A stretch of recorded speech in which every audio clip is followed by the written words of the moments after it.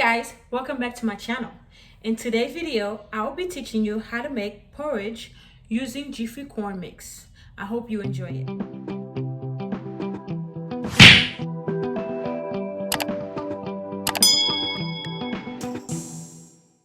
For our ingredients and utensils for today, we'll be using a blender, a pan, serving spoon, evaporation milk, 1/3 tablespoon of salt, 1/3 cups of sugar, 3 anise, 4 cinnamon sticks, and 2 Jiffy corn muffin mix.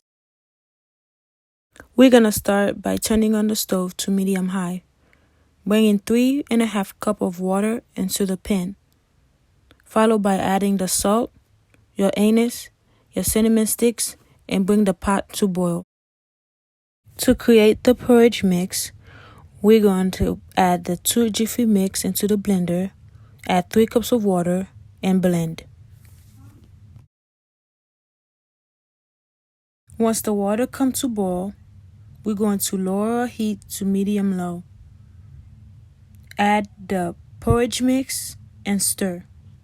When it's all mixed, we're going to add in the evaporation milk and stir, followed by adding our sugar.